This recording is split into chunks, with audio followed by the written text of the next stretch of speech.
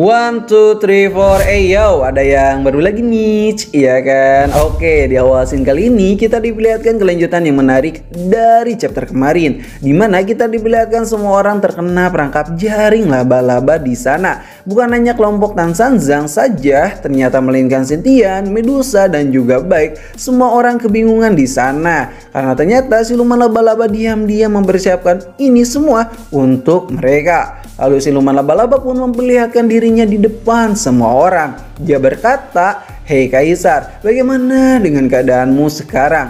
"Sial siluman laba-laba," ucap Xintian yang sambil memegang kepalanya. Bagaimana dengan jebakannya ini? Kalian semua tak ada yang sadar kan?" "Hei Nona, jaringmu agak sedikit berbeda dengan ibumu. Ini lebih kuat dan lebih susah sekali untuk terlepas," ucap Tan San Zhang. "Terima kasih atas pujiannya Guru Tan San Zhang.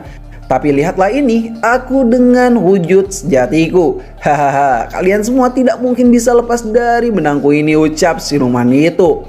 Xintian yang mendengarkan siluman laba-laba terlalu banyak berbicara berkata, "Ayo cepatlah lakukan, habisi kelompok Tan San Zhang. Karena kau adalah bagian dari dewa kegelapan, bukan?" ucap Xintian yang mulai geram di sana. Lalu Tan San Zhang pun mencoba berbicara dengan siluman laba-laba itu untuk mengulur waktu agar sang kucing bisa secepatnya pulih di sana. Siluman laba-laba pun berkata, "Sayangnya aku sudah tak sabar ingin memakan kalian semua," dan siluman laba-laba pun menancapkan ekor beracunnya kepada Xintian tepat di jantungnya. Semua orang yang melihatnya pun kaget di sana atas apa yang dilakukan siluman laba-laba pada Xintian. Xintian berkata, "Kenapa kau melakukan ini padaku? Berani-beraninya kau ini." Siluman laba-laba pun berkata, "Maafkan aku hanya laba-laba kecil yang mempunyai rencanaku sendiri. Kau tahu Xintian, sejujurnya aku adalah orang yang tak suka diperintah oleh siapapun,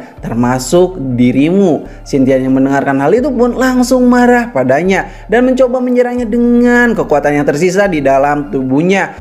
Akan tetapi serangan puluhan pedang itu berhasil ditahan oleh sang Wujing yang datang tepat pada waktunya. "Sial, berani-beraninya kau," ucap siluman laba-laba itu. "Kalau begitu rasakan ini racunku yang sangat mematikan, Xintian," ucap siluman laba-laba itu. Xintian pun terluka makin parah di sana dan dia pun hampir kehilangan kesadarannya, yang pada akhirnya racun yang ada di tubuhnya membuat Xintian kejang-kejang dan terbakar di sana. Xintian berteriak kesakitan sambil berkata, "Sial, aku tak terima aku harus mati oleh siluman rendahan sepertimu." Dan prank, Xintian pun hancur lebur begitu saja, jadi tulang berulang tak berguna di sana. Semua orang pun kaget melihatnya karena nasib Xintian yang mengkhawatirkan. Lalu tiba-tiba scene pun berpindah kepada kedua Xintian yang berada di suatu tempat yang sama. Mereka saling berbicara satu sama yang lainnya, yang pada akhirnya mereka pun sepakat untuk bergabung bersama agar menjadi Xintian yang sesungguhnya. Dan kita pun diperlihatkan Xintian yang tiba-tiba ada di alam baka serta sedang berjalan di jembatan reinkarnasi yang pernah Sun Wukong lewati.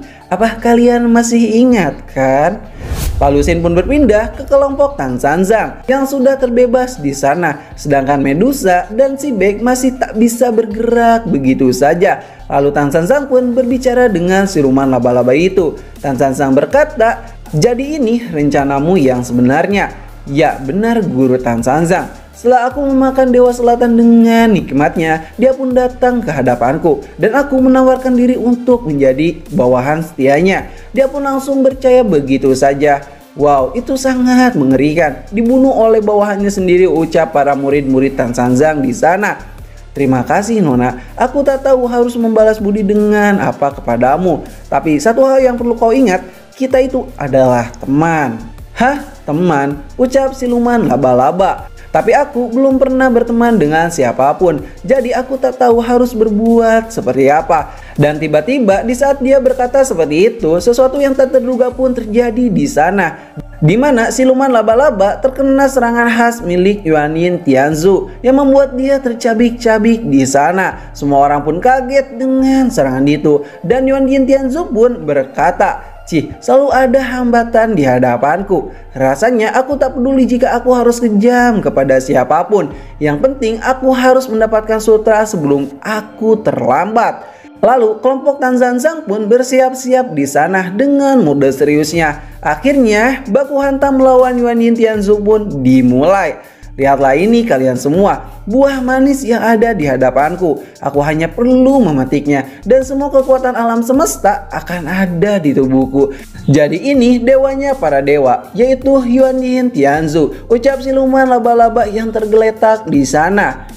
Terima kasih kalian semua. Kalian sudah baik kepadaku. Kitab suci sudah mulai terbakar di sana, dan berkat kalian juga kitab suci benar-benar terjaga. Aku hanya perlu masuk ke dalam api itu agar menjadi dewa yang benar-benar sempurna. Aku sangat senang dengan hal ini. Hei, dengarkan aku kalian semua. Aku akan memberikan hadiah kepada kalian melebihi apa yang diterima oleh Nona Laba-Laba di sana. Tapi kurasa itu bukan untukmu, ucap Tan Zanzang. Hei kalian semua, lebih baik kalian berbaktilah kepadaku jika kalian tidak mau menyesal, ucap Yuan Yin Tianzu. Namun semua orang terdiam di sana. Tak ada satu orang pun yang ingin menjadi bawahan Yuan Yin Tianzu. Sayang sekali ya, kalian adalah orang-orang yang cukup merepotkanku menurutku. Tapi ya sudahlah, jika kalian tidak mau, sepertinya aku harus membereskan kalian, ucap Yuan Yin Tianzu. Dan boom, Yuan Yin Tianzu pun menyerang mereka dengan jurus khas miliknya yang membuat semua orang terkena di sana. Namun tiba-tiba Bailang pun meloncat dan langsung menyerang Yuan Yin Tianzu dengan begitu pedenya. Yuan Yin Tianzu, aku memiliki urusan yang belum terselesaikan denganmu, ucap Bailang yang mulai barbar di sana.